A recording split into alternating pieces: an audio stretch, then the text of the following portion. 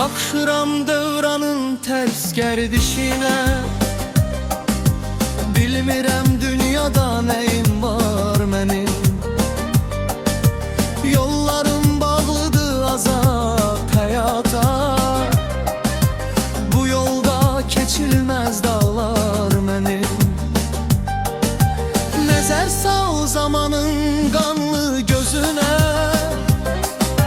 bəxtimin get-gedə sönən közünə.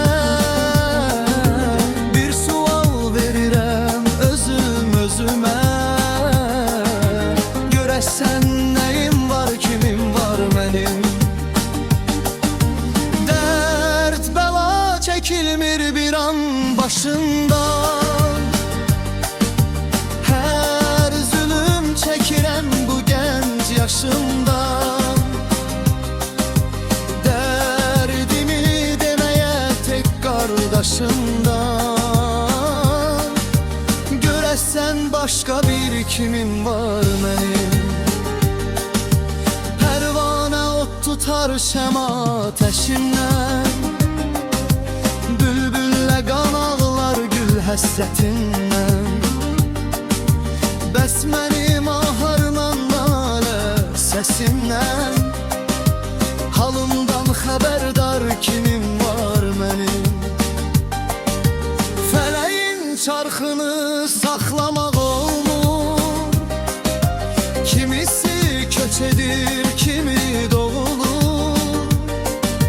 Dost yoldaş deyəndə qəlbim qovrulur, köcəndən qalandan kimim var mənim. Gün gələr yükümü çəkərəm mən də, köçərəm dünyadan vaxtı gələndə. Qiyamət günümdə qəbir evində, ortaya qoymağa nəyim var mənim. Həyatda varımdır hər kəsim mənim, ağlayıb sızlayıb dərdim çəkənim. Aftanam qəlbimdə ümidgah yerim, rəhimli Allahım Rəbbim var mənim. Nəzər sal zamanın qanlı gözünə,